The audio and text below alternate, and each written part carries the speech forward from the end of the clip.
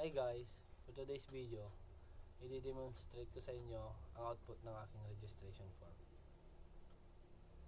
Ito ang aking design. Meron tayong name, gender, username, password, confirm password, email, phone, address, zip code, country, at meron tayong tatlong button na submit, reset, and close.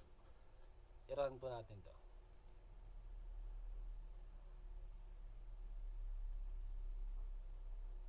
This is the output. And i-fill up lang po natin.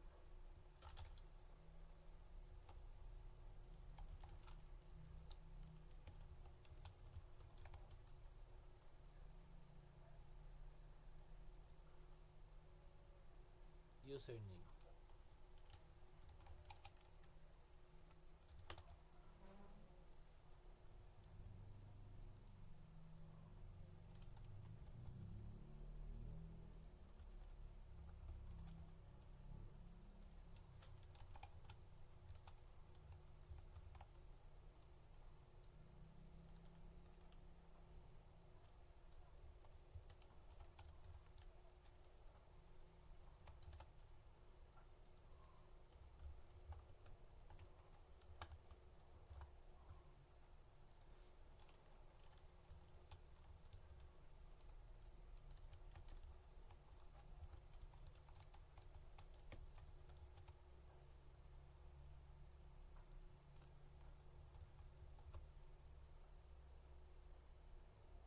And select the country.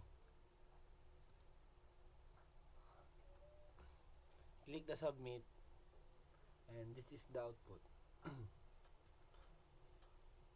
Name,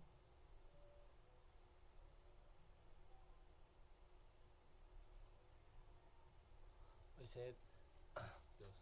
And papakita ko po sa inyo ang aking source code.